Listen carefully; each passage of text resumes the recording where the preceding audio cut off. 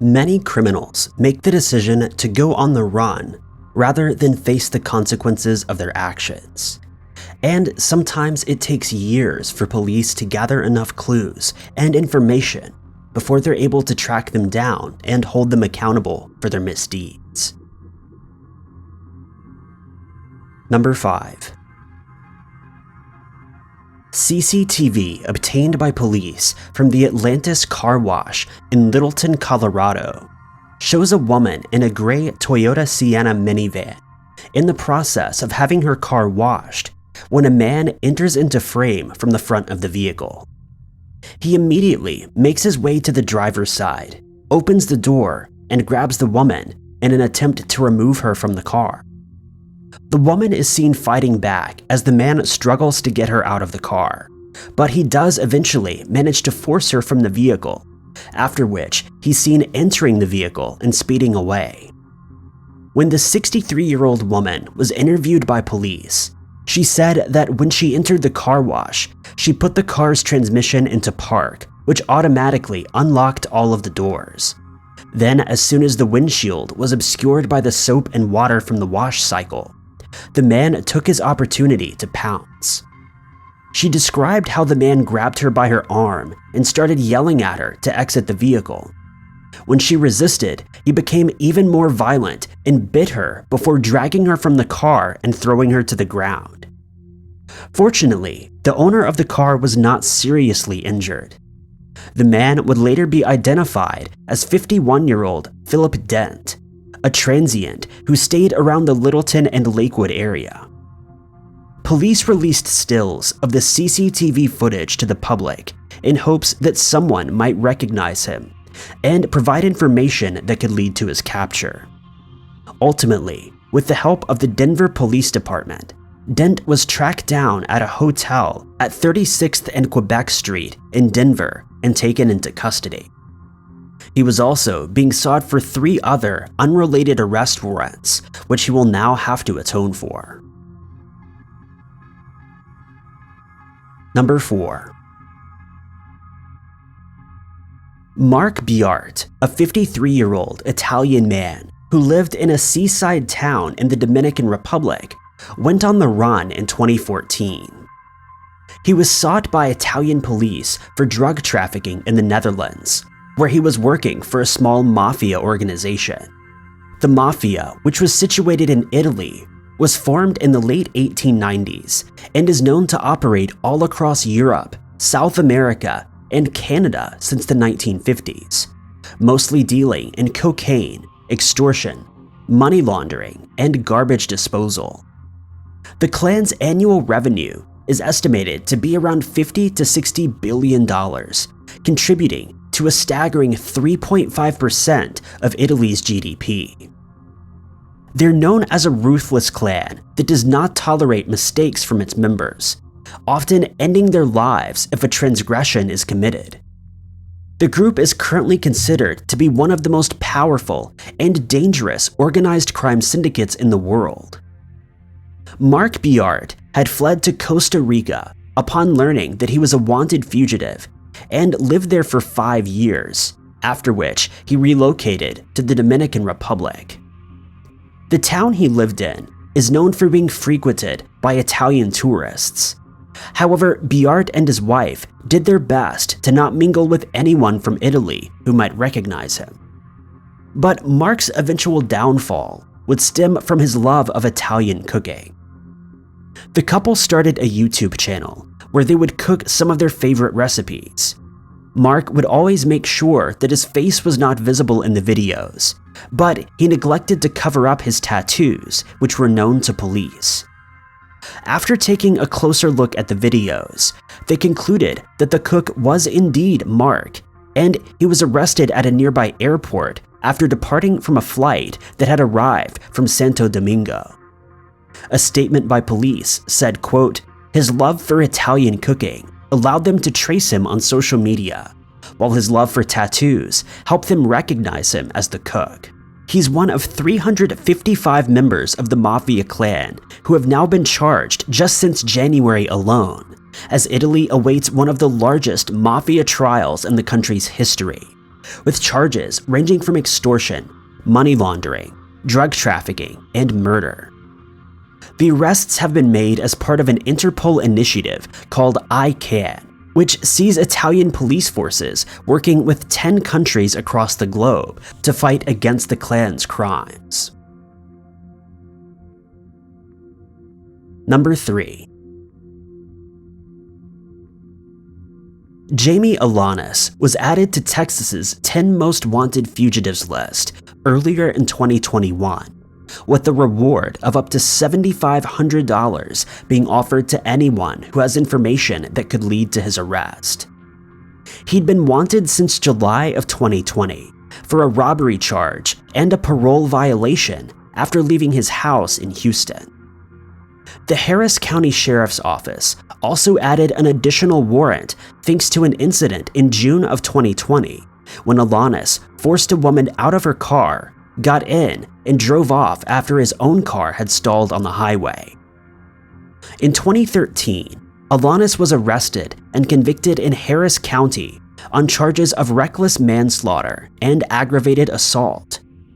The assault charge was filed after he told his then-girlfriend that he was going on a date with his ex-girlfriend. When she confronted him about it, he flew into a fit of rage and assaulted her, telling her that she was not one to tell him how to behave. Following the assault, he left and went on the date anyway. The manslaughter charge stemmed from an argument that broke out between a man named Randall Murrell and the group of friends that Alanis was with when they visited an exotic club called the Show Palace. Murrell threw a punch at one of his friends, and Alanis retaliated, severely assaulting him. He would pass away a few days later. Upon his arrest, Alanis was handed 2 10-year prison sentences, which ran concurrently, but he would ultimately be released after serving just 7 years. After being paroled, he stopped reporting to his Texas Department of Public Safety parole officer, triggering a new warrant for his arrest. Alanis is known to be affiliated with the Tango Blast Houston gang, considered to be one of the most dangerous in the area. The gang currently has around 19,000 members, more than the notorious MS-13 and the Mexican Mafia, and they're known to be involved mostly with human trafficking and human smuggling. Members can often be identified by the tattoos, which usually depict the team's logo of either the Houston Astros baseball team or the Houston Rockets, which is an NBA team. The list of offenses that have been committed by Alanis include drug possession, armed robbery, death threats, home robbery, and driving under the influence. Then, on April 20th of this year, thanks to the investigations carried out by the U.S. Marshals Gulf Coast Violent Offenders Fugitive Task Force and the Corpus Christi Police Department, Alanis was finally taken into custody once more at an apartment complex in Corpus Christi.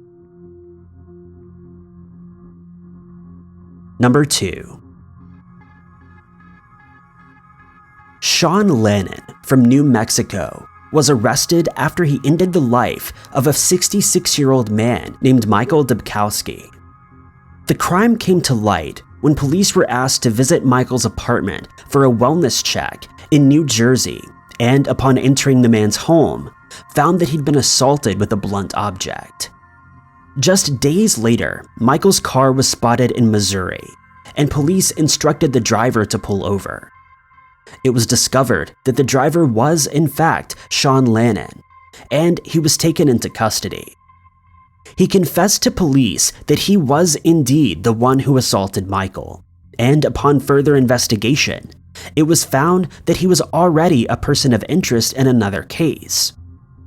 Shawn's ex-wife, Jennifer, aged 38, was found along with 3 other people in an abandoned pickup truck in an airport parking garage in Albuquerque, where their bodies had been left. He was charged with the murders of his ex-wife and her 2 friends, Matthew Miller, aged 21, and Justin Mata, aged 40. The 4th person who was found was Randall Apostolon, aged 60, who was known to live out of his car. Somehow, no charges were filed against Lennon for his demise. Jennifer, Matthew, and Justin were reported missing in January from Grants, west of Albuquerque, after Lennon told Jennifer's family that she had run off with friends to Arizona. Jennifer's brother, Chris, felt that this wasn't normal behavior for Jennifer, and he immediately became suspicious, as she was not one to leave without her children. He told police that although the couple had divorced after being married for almost 10 years, they still lived together and even spoke of moving back to the East Coast together. He said that he was under the impression that they were working on their relationship and didn't think that there was any cause for concern, at least as far as their family was concerned. In a phone call to a relative, Lennon confessed that he had, in fact, killed a total of 16 people. He said that on several occasions, he'd lured people to his house in New Mexico where he would end their lives. However, police have stated there's no evidence fitting his story, and they could not confirm that he'd committed the additional crimes. Number 1. Willie Wright, a 36-year-old man from Detroit, was a fugitive from the U.S. Marshals. In 2017, he developed a habit of breaking into prominent businesses in downtown Detroit, and police described his crime spree as terrorizing the city of Detroit. When police eventually caught up with him, he was arrested and charged with robbery, receiving a sentence of 7 to 20 years in prison. Before he could be incarcerated, however, he managed to flee. He evaded police for nearly a year, even having his case featured on Detroit's Most Wanted list. Later the same year, police tracked him down again, and he was arrested in Indiana. An order was filed for him to be returned to Wayne County, but an administrative error between the Indiana County Jail and the Michigan County Jail resulted in him being released. For the next 2 years, he would evade police by lying low, and it seemed that his case would go cold. However, a member of the public tipped the U.S. Marshal Service off that Wright was seen back east of Detroit, and the search was now underway. Marshals spotted him entering the house of a family member, which was known to police, and a search warrant was issued to search the home. Although they had seen Wright enter the house, he was nowhere to be found. When they returned to the house a second time, much to the surprise of police, he once again was not found. However, upon searching the house for a third time, they spotted something that didn't look right in the bathroom. In an area where plumbing would normally be, they found a strange-looking wall, but they were unable to get behind it. They decided to use a bar, which was often used by firefighters and police as a forcible entry tool, and they started to breach the wall. Wright called out, "You guys got me," and he immediately surrendered to police without incident and was placed under arrest.